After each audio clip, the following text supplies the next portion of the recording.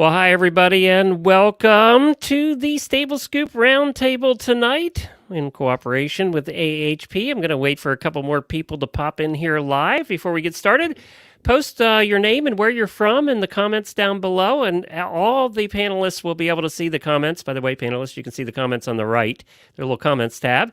So you guys can watch the comments coming in. We want to know where you're from and what your name is. And then tonight, if you have any questions or comments for the panelists, or you have any comments about the topics we've picked for tonight, you can post them in there and we'll see if we can read them as well.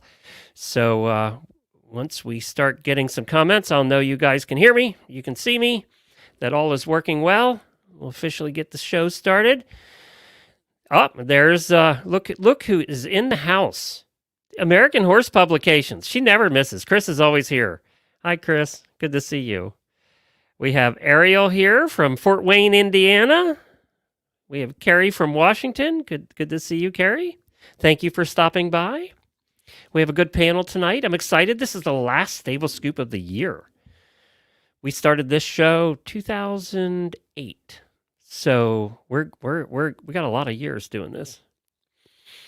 All right, we see a bunch of people coming in, so I am going to get started and welcome everybody. Post your name and where you're from so that all the panelists can see where you're at. Here we go in 3, 2. You know, it helps if I hit record. 3, 2, 1. This is episode 528 of the Stable Scoop Show on the Horse Radio Network. It's the Horse Radio Network's Equestrian Roundtable Show in coordination with American Horse Publications. Our sponsor this episode is Green Flower Botanicals. I'm Glenn the Geek, founder of the Horse Radio Network and host of Horses in the Morning, the longest-running daily horse podcast in the world. And this is the Equestrian Roundtable. So what happens is we invite a couple people from over at the American Horse Publications to stop by, and they're usually journalists or photographers or involved in the horse media world in some way. And then I also invite either a host from the Horse Radio Network, one of our 21 shows, or we invite a listener to stop by. So it's one or the other. And tonight we have one of our terrific hosts. So we're going to be talking to her and meeting her in just a second. I'm your moderator. I will have opinions occasionally, but this is really their show. So they pick the topics, and we're going to have a little fun tonight, too. It is about Christmas time, so we don't want to get too serious. So if you're watching live, welcome. If you miss any part of tonight's show, we will be posting this on the Horse Radio Network all shows feed, and also the Stable Scoop podcast feed. You can just search for Stable Scoop on your podcast player. And this is my third show of the day, so if I mess up and say things backwards or just totally conk out, you'll know why. So that's let's get to introducing our guest tonight. I've known this first person for many, many years. She has come on our show. We were just talking about it. She did trail tips for us on trail riding, we think 10 or 11 years ago.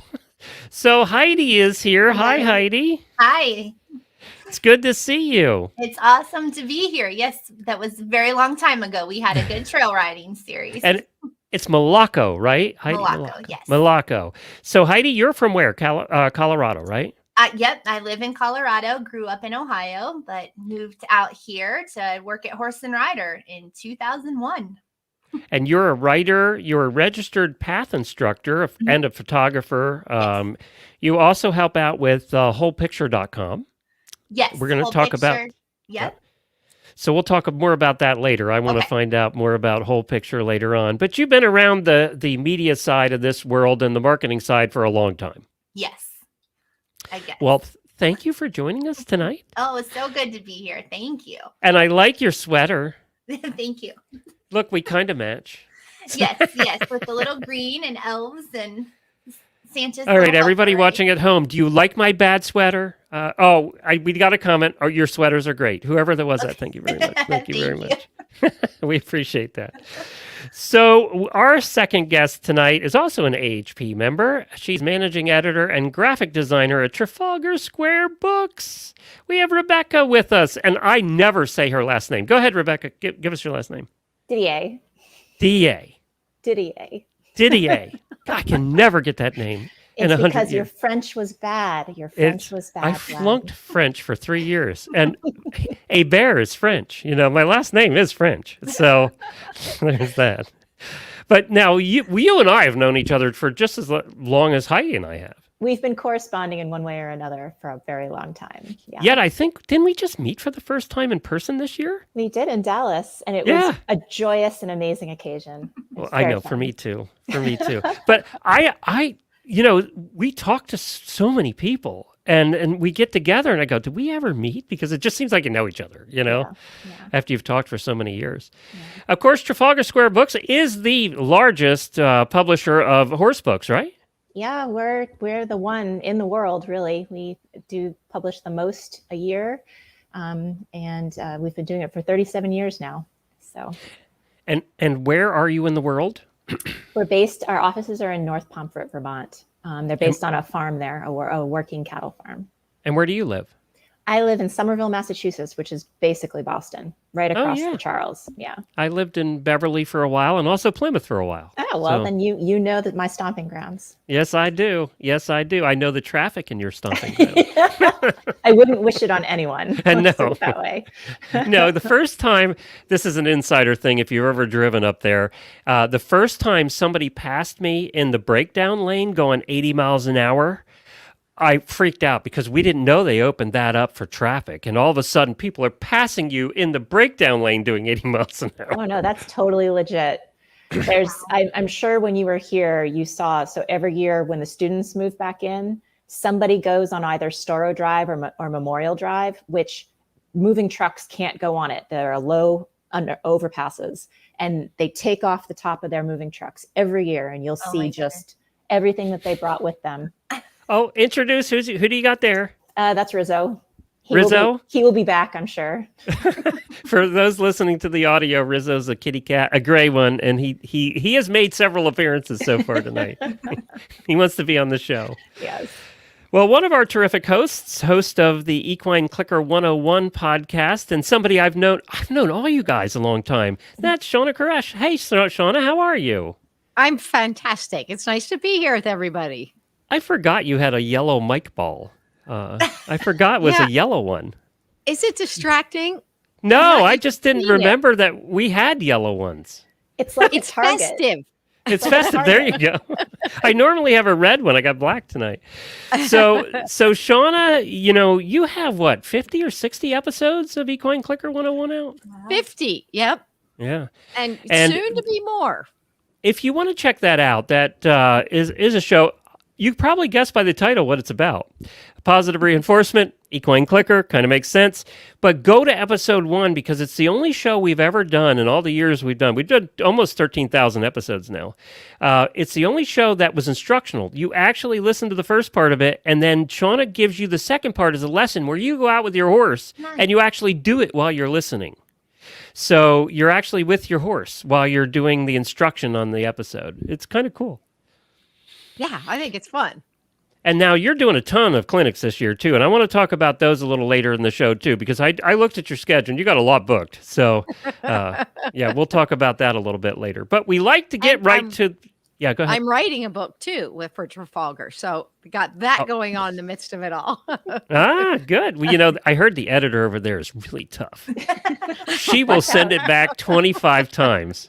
She's going to make your life hell. That's what I heard. I don't know. That's why I don't write a book. See, because I'd have to deal with Rebecca. It's like, she's tough. She doesn't make you say her last name all the time. That's true. That is true. And they put out good books, and it's because they're tough.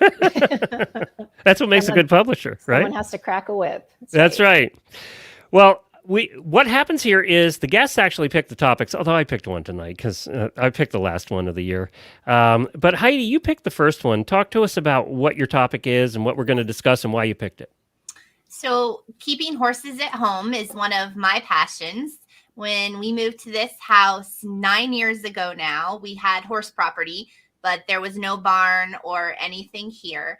And so my husband actually works in the lumber industry and is an amazing builder. That's not his primary vocation. He's just very skilled at it. So he built the barn, and we studied where to put all the fences and how to have good turnout and all of those things.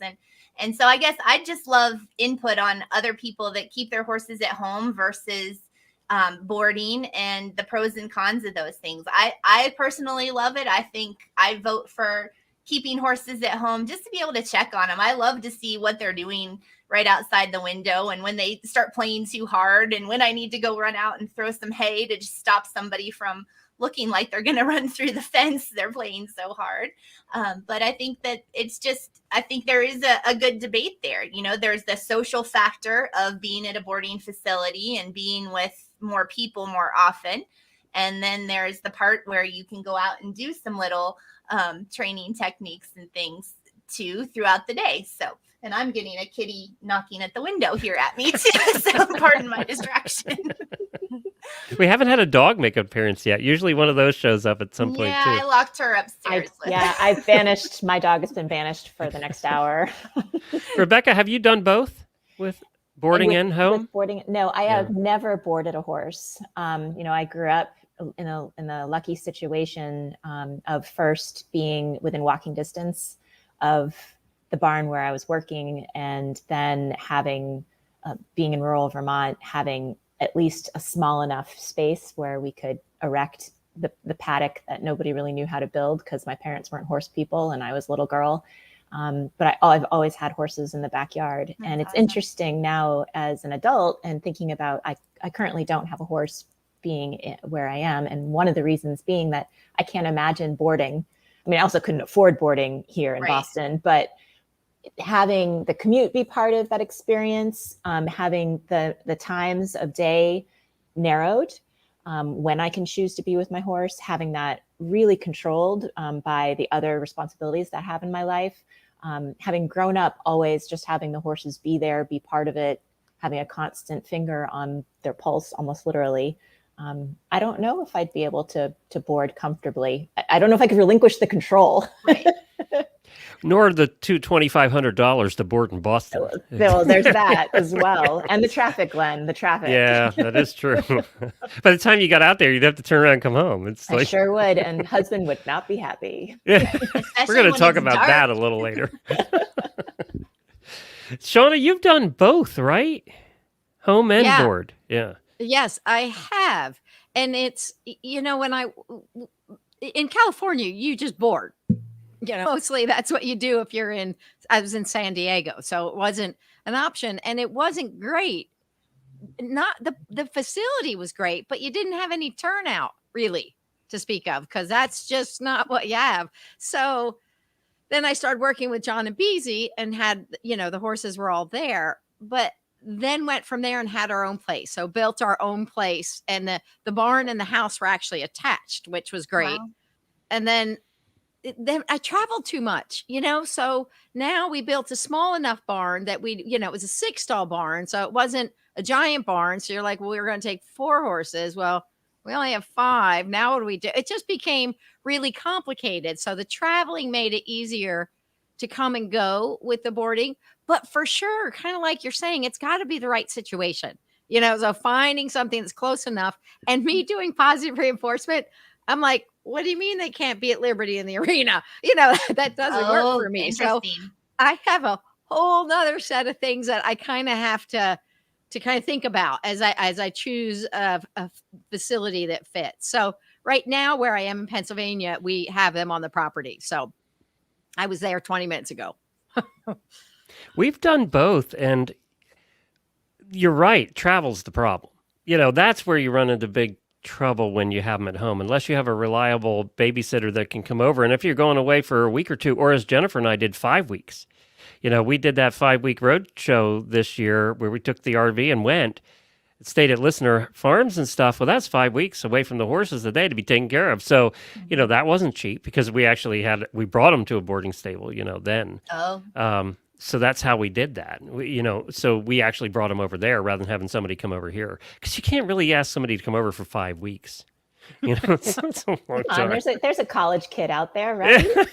I feel like the college kids are harder to find, or like those reliable. Like I hurt my shoulder last winter, and needed someone just to come help muck. And it was not easy to find kids that wanted to work. And I feel like an old curmudgeon saying that. Where are they? What are they doing? Where are they? It's like all I Don't they did. want to just come muck and be around? If you're watching live, post in there, do you board or do you keep them at home? And we want to know. So post in there which one you're doing. And it's on small, you mentioned California, Shawna. We were invited out to go to Norco for a week, and we spent a week in Norco. Jamie and I and Jennifer did. And my God, they're keeping horses on very small places. I mean, they have half an acre with 5 horses on it. Wow. Dirt. I can't imagine buying the hay there, what it must cost to feed those horses there with no turnout or no grass. And Yeah. Shawna, they still call it pasture, right? I've been out there and like, wait, you're what? And our pasture up the hill. And I just remember seeing this straight up the hill dirt. Absolutely nothing growing, but they called that the pasture. Yes. At least Yeah, it's turnout. exactly. At least it's turnout. Yes. I'll There's take that. something. Yeah. We have comments here. Nicole says, I've done both. We have another user that says, I board, but I work off hers. And we owned a boarding stable for a long time, and we did have people that worked off their board. Brave. That was very brave. That's how when I met Jennifer, that was going on. So I came into the horse boyfriend world with a boarding stable with 20 horses in it. Oh, right into the drama. Yeah, I'm lucky I survived that, actually, to be honest. I don't know how anybody survives that. When my ex-husband and I were going to build a barn, and I said, great, we can build it, and we could do boarding.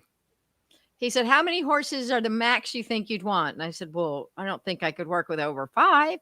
He said, we're building a 6-stall barn. Which means you actually had 8. Which means you had 8. You have 6 stalls, you have 8 horses. That's the way it works. You guys can't trick us. We figured that out after a while. We figured too, this way, with a boarding stable, is one person can successfully take care of about 7 horses. And then the work doubles. We figured from that 8th horse, the work doubles. Wow. And then you need help. And then every 7 horses after that, the work doubles. It just seems to work that way. It just seems to be a whole lot more work. Not one more horse work, a whole lot more work. So you'll always, the larger you get as a boarding stable, the more and more people you have to have. And, you think you're going to make more money, but in fact, you're just spending more too. Right. So and time dealing with issues that come up and things like that. That's what I don't miss. Definitely the drama of it.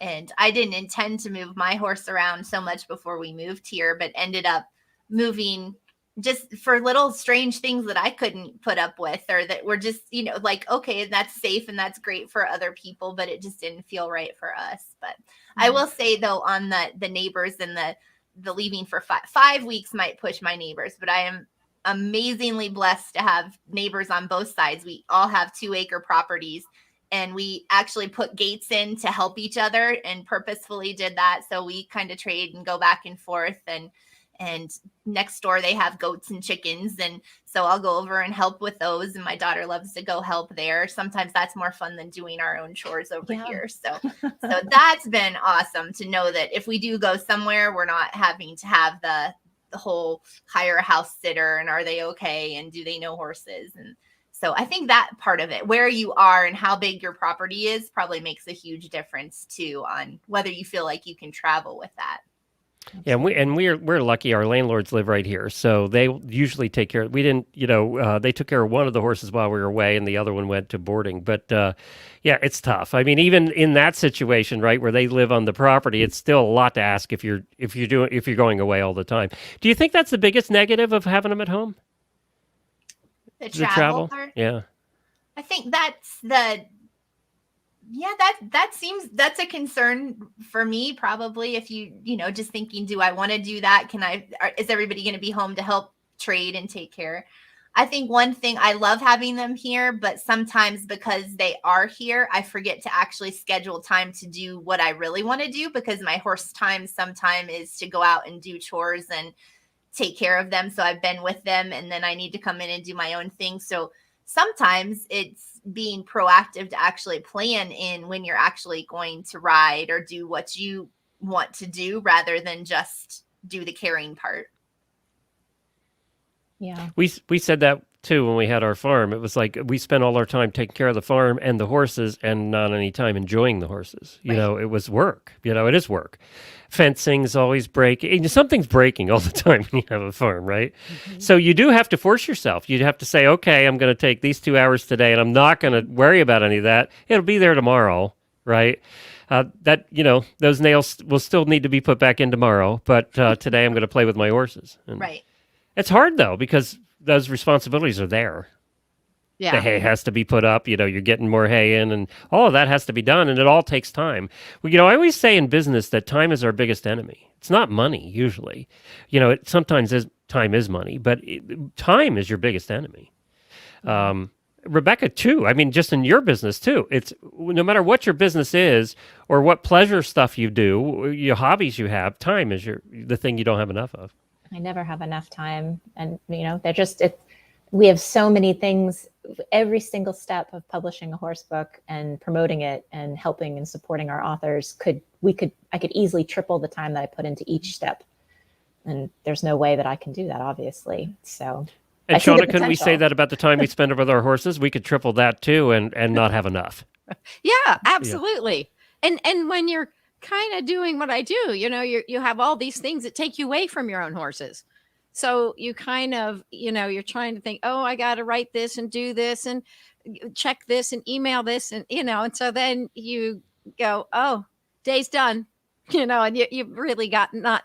So it's always a balance. I guess that's a big adult struggle is finding that time balance and how Sure. to keep everything a little, you know, time managed. It's hard. Right. Look at my sweater. I obviously forgot to do the adulting part, so I never got there. You know, Shawna, something I heard you say though about being able at a boarding facility to go work at Liberty or something. I think that is a huge plus. Like for me, my horses are my photo models if I've got a product to test or something like that. Like I love having them here, but to be able to go do what you want to do with them and also to make sure that the interactions your horses have with people are what you would do. I think that's huge from the training aspect. If you're working on something and then someone comes in to throw hay or move your horse because they need to put a bucket in and undoes something, then that can double your work on the other side of that. I had my horse Minty. They were the horses that came from John and Beezy's. They were great. You could take them to we go to do, a barn to do a clinic and people would say, I'm sure you want us to feed when we feed. And then we'd be like, nope, they're fine. Nope. And they'd be like, and we come in like at 7, they'd be like, they didn't make a sound. And you're like, yeah, they don't know that routine. They just don't do it. And then the last, one of the places I was boarding in Northern California, the woman said, yeah, Minty was banging. So I made sure I fed him first. I said, oh yeah, that'll never happen again. And it was with good intentions. And you just had to go, oh, phooey, I can fix it, if I need to. But it's that exactly. They just aren't paying attention to the things that you do and not do. And then habits are coming out that you're thinking, what? And feed is so important to any horse's life. So to not be aware of what you're feeding, can turn into things you don't really want to see necessarily. Yes. Well, thank you for that topic, Heidi. Appreciate that. So we're gonna talk a little bit about our sponsor for this particular episode, and that's Green Flower Botanicals. And actually, I heard from one of the big bosses over at Green Flower. Let's take a listen. Hi, this is Roger McCall, Green Flower Botanicals. Every day we're asked the same recurring question: how can I know if CBD is going to work for me? Well, did you know that CBD, or cannabidiol, has now been researched for its effects on over 50 medical conditions, including some of the most common conditions related to the health of your horse? It's amazing how this one little cannabinoid found in the cannabis plant has been responsible for nothing short of a revolution when it comes to natural medicine. Listen, it's safe, it's effective, and it's given to us by nature itself. And here's the truth. The only way to really know if CBD will work for you or your horse is to give it a try. And we want to make that very easy for you with our try and see money back guarantee. So right now you can go to greenflowerbotanicals.com and receive 20% off when you use code HRN. And here's the best part. Your purchase is backed by our promise that if you're unsatisfied for any reason, we will refund 100% of your purchase. So try some CBD today, totally risk-free, by going to greenflowerbotanicals.com, use code HRN at checkout, and receive 20% off your entire purchase. And we want to thank Green Flower. Don't forget that all of our coupon codes for all of our sponsors, it's HRN across the board. So if you're not sure if one of our sponsors has a coupon, just try it. Try HRN and see what pops up. If there's no coupon, nothing will pop up, but you might get lucky and get 20% off. So Green Flower Botanicals, they've been a sponsor for quite some time, and we appreciate them. All right, Shawna is bringing the second topic today. Shawna, we're talking about horses during the winter. What do you do with them? Yes, what does everyone do with them? I'm now in a place where it doesn't have an indoor. So we're subject to what the winter has and the cold ground and not being able to necessarily ride through the winter or, so the weather is a part of it. I think with the positive reinforcement training, it gives me a lot of options inside to do positive reinforcement things. I can work on retrieves and things that seem nonsensical, but are quite, they build their relationship and the relationship with the training, but it is a challenge, as I was thinking, I can train them to do things that dogs do.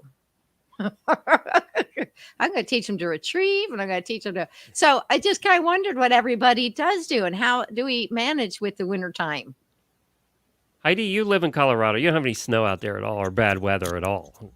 No. No. We actually don't. That's kind of a problem at the moment, other than a windstorm yesterday. But the temperatures have been going up and down, and I feel bad for them facing that. We've had some nights that are 10 degrees and then up to 50 during the day. But I just got a new horse. And so with him, I haven't been riding a ton, but just really trying to go out and do grooming and be with him and make sure that we're responding to each other, like taking hay out and those little kind of training moments that I feel are important. And maybe not that anybody did anything bad with him before, just like what I expect or for me wanting him to be able to be safe around my daughter. So we're kind of focusing on those things of not crowding your space or just small things that are going to be really meaningful, I think, for having a kid around him too. What's your new horse? Tell us about your new horse. His name is Mr. T.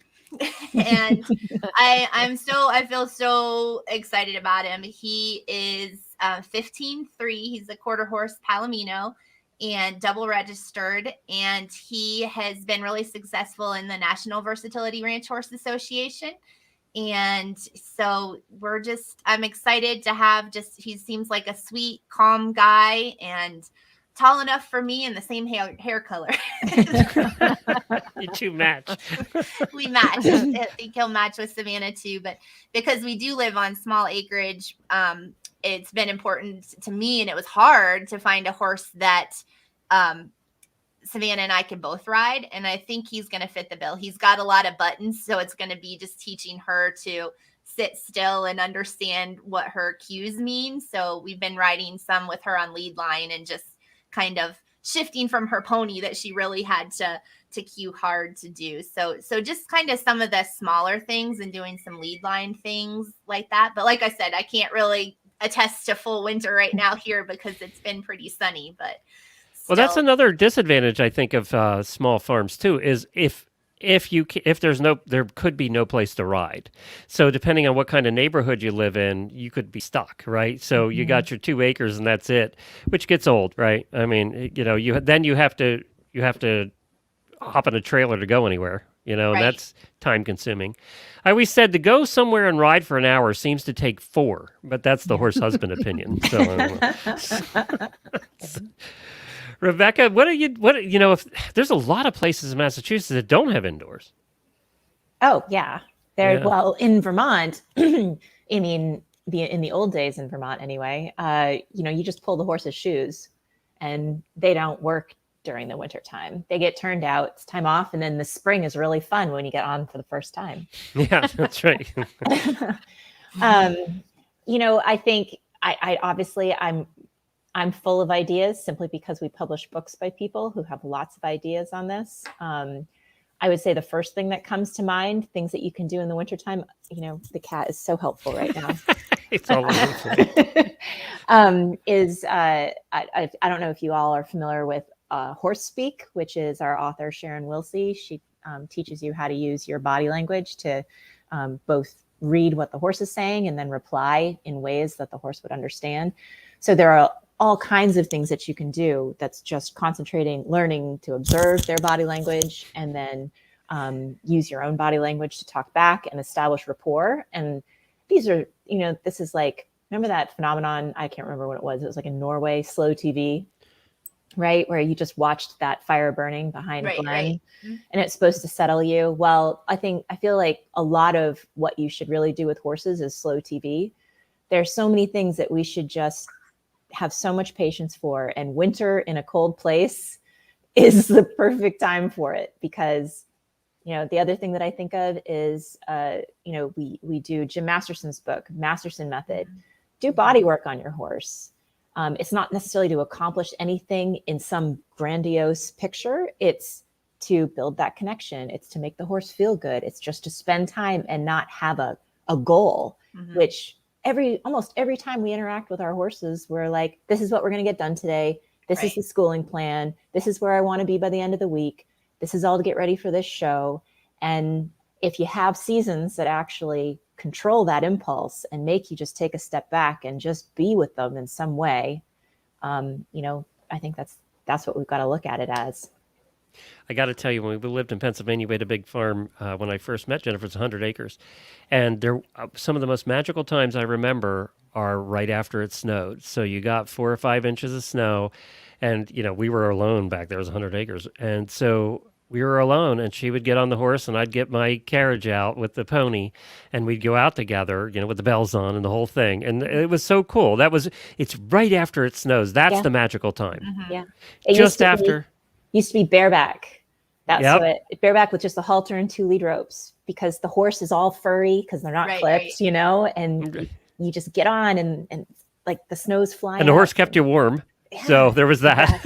Yeah, it's the best. It was nice. I do have fond memories of taking the carriage out in the snow.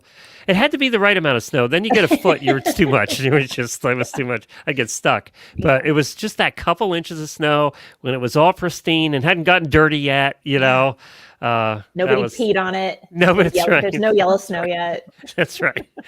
Cars hadn't gone down the road yet, all of that. That is a magical time. The other time that I really liked at winter was when it's really cold out and you've got all the horses in the barn for the night and you've closed it all down and it's still cold, but they're just starting to eat, and you turn off all the lights. For some reason, the sound of them eating in the winter was better than the sound of them eating in the summer. Absolutely. And I don't know why.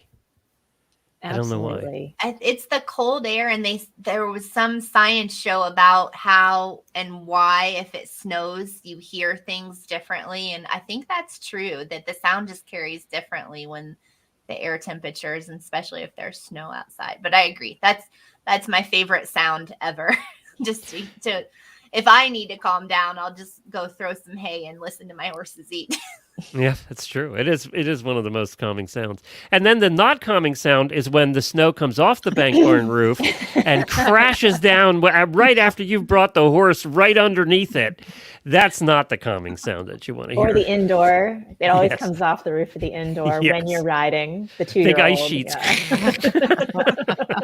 Or the buckets that freeze and you have to keep emptying them and emptying them and emptying them. That's the one that I was going to bring up, because the barn was down the driveway, and the water pump would freeze in the winter. So I would carry hot water down from the house to the barn.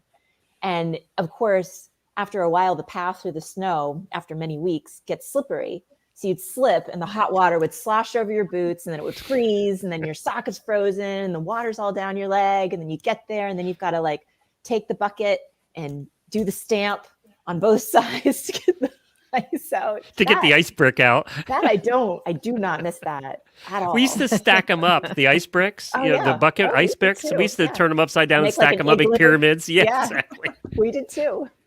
The harder the winter, the bigger the pyramid got. You're like, this is what I love. I love horses. This is it right here. Yeah. This igloo. And, you know, there are times in the winter when it's magical, and there's times in the winter when it just sucks. Yeah. Yeah. It seems to be extreme. So then winter's is an extreme, isn't it? Right. So that's what it's all about. Shawna, do you even have winter? We don't, obviously, but. Well, now I'm in Pennsylvania, so we do. Oh, yeah. In okay. San Diego, we really didn't. I Yeah, mean, we no. were all wearing down jackets when it's 58. Yeah, the same You as know, us here in where it's Florida. freezing. I had to turn the air conditioner down to 68 so I could wear this sweater because it was like 80 today and I was dying. So Jennifer said, "You're going to have to turn the air conditioner down. You're going to die in your studio." So they're welcome to Florida. So, you know, part of this is brought to you also by American Horse Publications. You guys are members for how long? Long time, right? Both of you? Or all of you? Yeah, Shawna, yeah. remember? We sat together at dinner this Yes. year. Yeah. So, you know, we love American Horse Publications. It's really the place for equine media businesses, media professionals, colleges, students, all of that. It's been around for over 50 years. If you're in any one of those categories, please consider joining. One of the best things we do is get together every year and we get to chat and talk and maybe have a drink or two at dinner. Maybe I did. And You're the only one, Glenn. yeah, nobody else only there was one. drinking. No. But, you know, they do a lot of education things, and I just think it's really worthwhile. Anybody have anything to add to that? It's AHP? amazing. Oh, I think it's Yeah. great. And the camaraderie and everything that goes with it, it's really a great opportunity to connect with people. And then you get to see the same people each year, you know, and there's something really nice about that because you're figuring out what everyone's done through the year and you know, what's going on and what's new. It really keeps you connected, I think.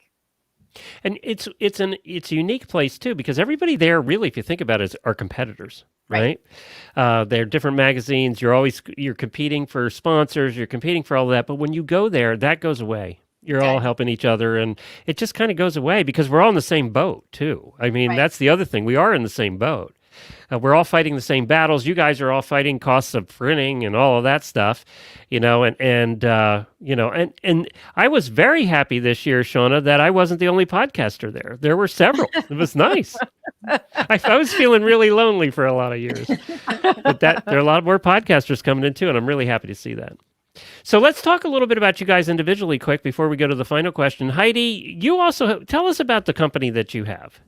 So I founded marketing and PR, design, photography, kind of everything I loved, and just decided to call it the whole picture because it was kind of all of what I knew how to do. So everything I knew kind of fits into this. And I have a couple of amazing horsewomen that help me, and we help people with social media needs, marketing, design, photography, helping small businesses. Most are in the horse industry. And it's a lot of fun. So taking what I know how to do about building a story and creating it and kind of looking at what needs to be done for the ad side of things too. We just create whatever is needed and help guide small businesses into social media and anything that they need. So it's kind of fun to be able to write for the magazines and then also help design some ads that end up going somewhere near my articles as well.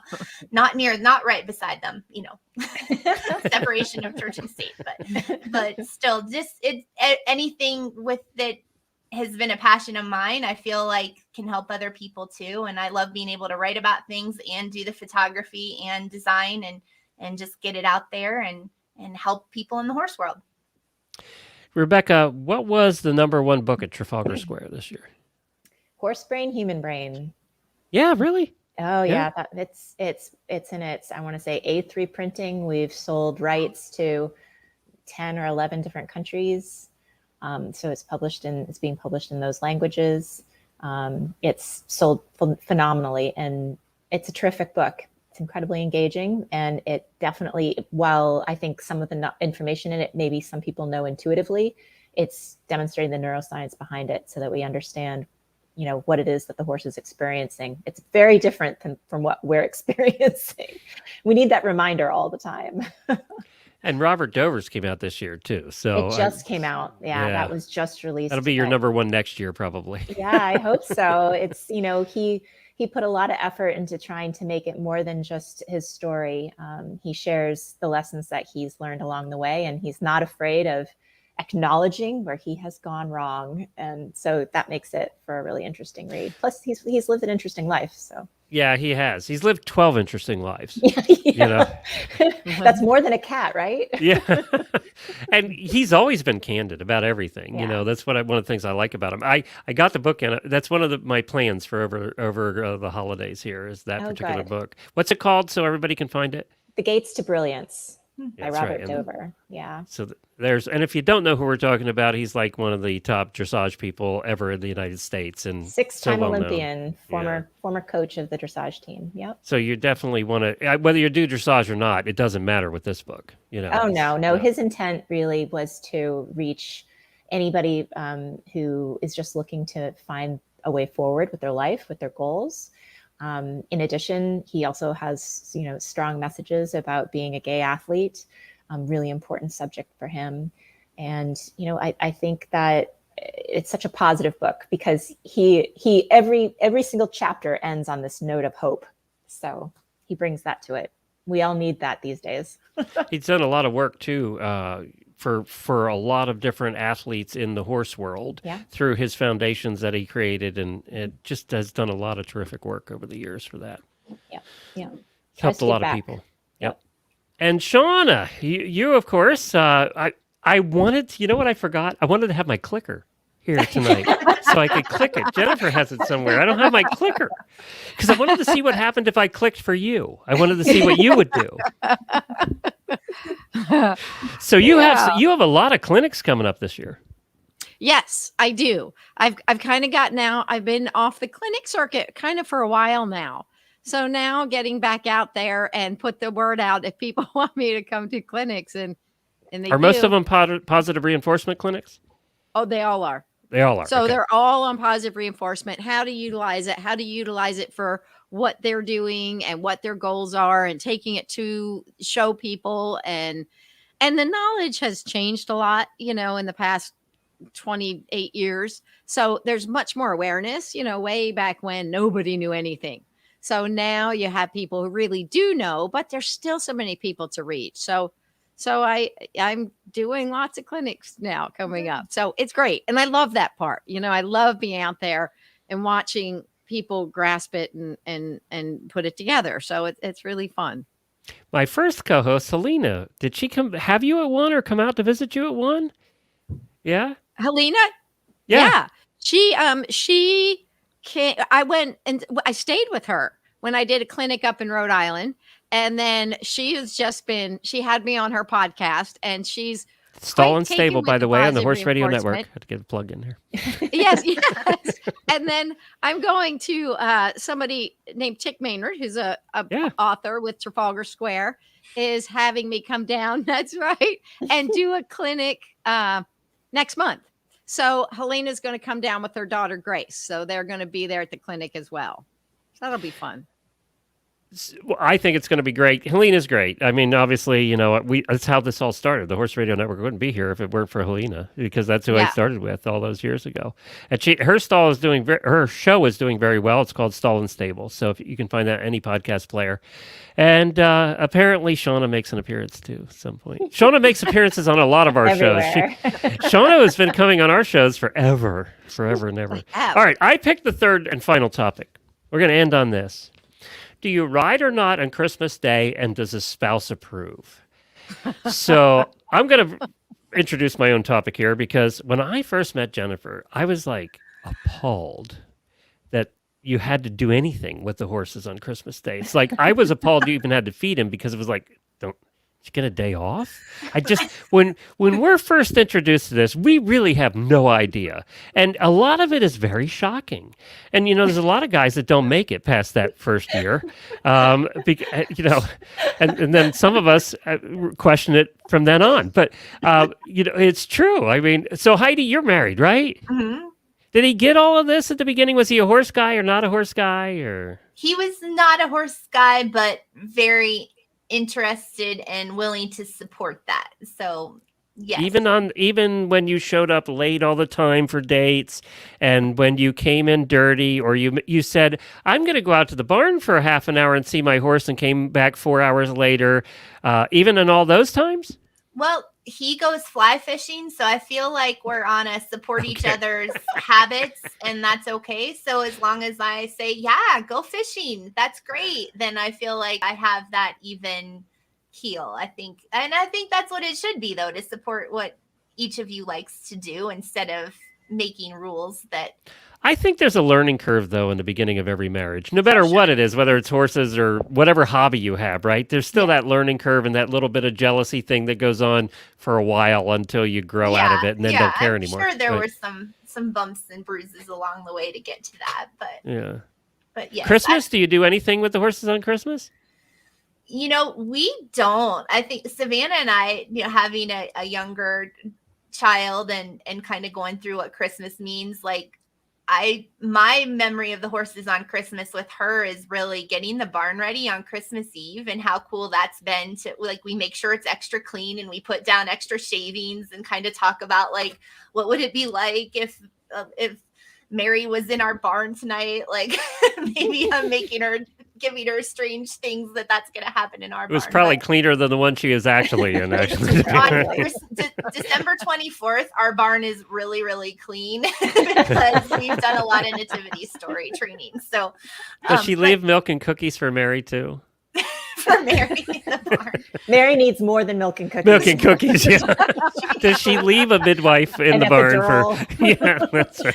That I haven't supplied, but no. Christmas morning, I feel like the horses always have to be fed first before we do anything, and so we'll run out and do chores first so that we can get back in and do hot chocolate and presents. So that's been the only thing that's like, wait, we can't just do Christmas. Like, no, we need to make sure that they're fed before we do that. So that's maybe a little bit of a hindrance, but I might be a little bit more relaxed about that. They can wait till 8:30 or 9 now, but do you have white I Christmas? like to do that just so I can relax. On average, how many years are white Christmas for you in Colorado? Man, it doesn't seem like that many lately here. Usually our biggest month for snow is actually March into April. So that's when we get those heavy snows. But I've already seen in my Facebook memories that come up, like 2 years ago and 4 years ago, we'd already had some good first snows, but we have not had any this year. So that would be great to have a white Christmas, because I'm a little worried about next year's hay already. What elevation are you at? We're just on the front range, so we're not too high. So we're right at a mile high, probably here, maybe a little bit higher. That's all. Yeah. Rebecca, you're at what, 100 feet over there? I'm at less than that. I'm probably below sea level here in Florida. So yeah, but we can see the huge mountains. We can see the 14ers from our house. So I do love the views in Colorado. It's just so special. It really is. Really is. So Rebecca, did you guys do anything? Now I'm going to go back a little in time, but did you ride on Christmas Day, or was it a thing, or? No. So I would say the only instance would be like what we were reminiscing about earlier, where if there was a fresh snow, and then I would jump on, or maybe if I got something new from Santa, who happened to know that my pony needed a certain size halter or something, and then I'd have to play with it. But usually the horses got fed, and it was considered a holiday for them too. We never did anything like intentionally. So, are you married? I am, yes, to a fly fisherman. No less. No! And I will tell you that they spend just as much time in one day out on a river as we might at a barn. So just as smelly, Stephen. Yeah, that's right. They come back as smelly too. That's funny. So how was he with this whole horse thing when you first met? So I, at the time, had access to a boyfriend horse, which isn't always the case. So my test, we were first dating. I don't know, maybe we'd gone out like 3 or 4 times. I was like, this guy's he seems cool, but he's got to be able to pass this test. And it was the horse where it was this great quarter horse where I could say, drop the reins and grab the horn. And we went out on a trail ride and we had to cross a brook. And I said, drop the reins and grab the horn. And by golly, this guy did it. And he stayed on. And, you know, he's humored it. He likes animals. He thinks it's all a little silly. I do think he thinks it's all a little silly. And he certainly would be appalled if he knew how much money sometimes gets spent.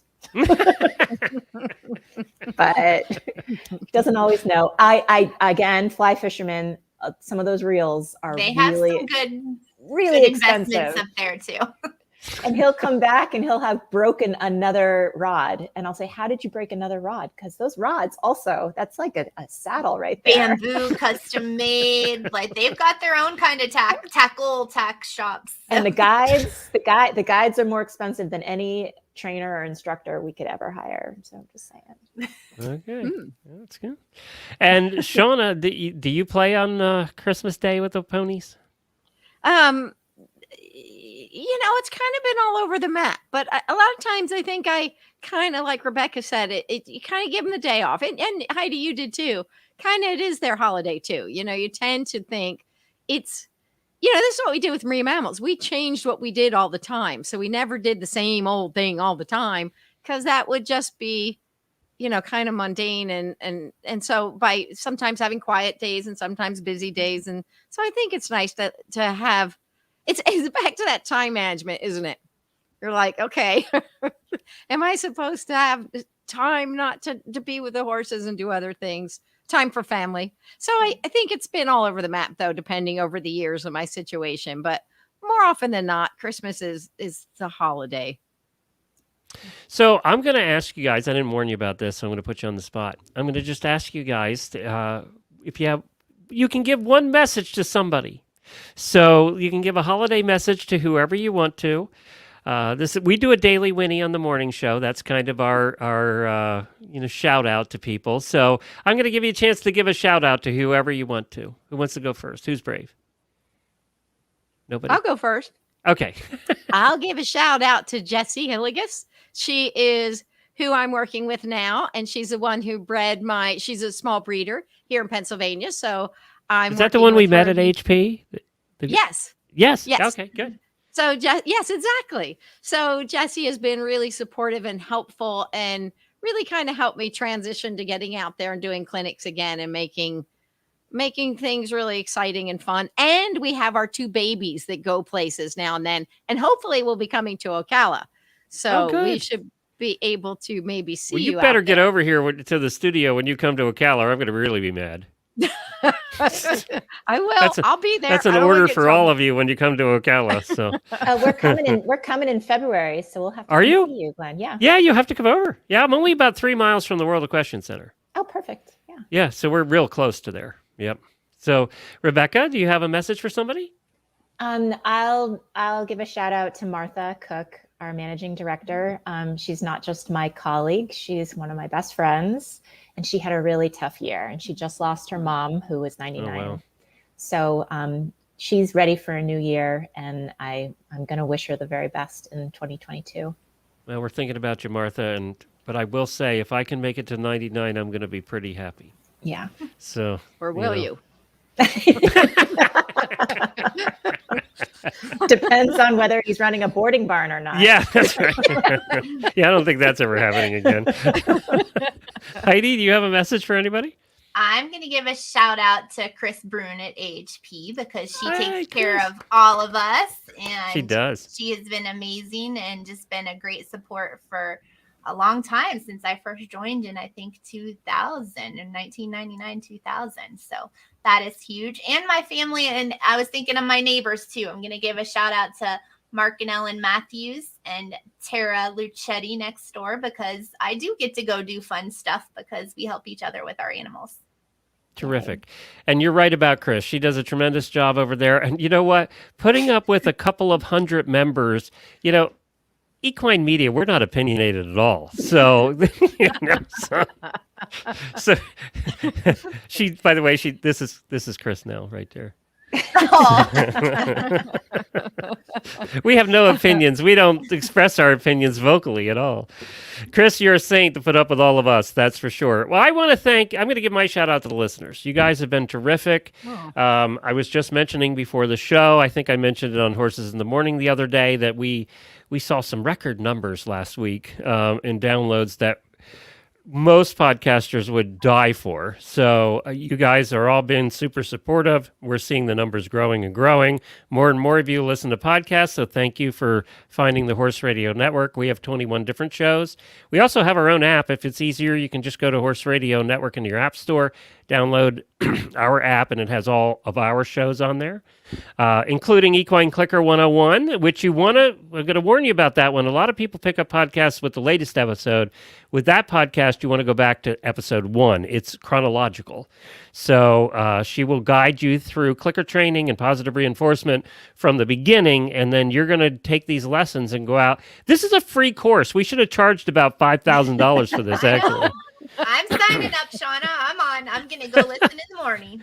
So it's free if you do it tonight. Tomorrow, I'm going to charge for it. So go get it on your podcast. Heidi, what time tomorrow are you going to sign up? Because I have to make sure I put the pay thing in first. Right. Huh. It's $5,000, 9:00 tomorrow morning. Shawna, But it is. My back. It's worth that. I mean, there's 50 lessons in there, which you would pay for if you're going to, go anyplace else. So go check it out. Equine Clicker 101. Nicole says she's going to check it out. Good for you, Nicole. Nicole, I won't charge you. I'll just charge Heidi, and then she'll cover yours. So you're good. Merry Christmas, everybody. We'll see you all. Take care. Merry Christmas. Thanks, guys. Thanks for listening.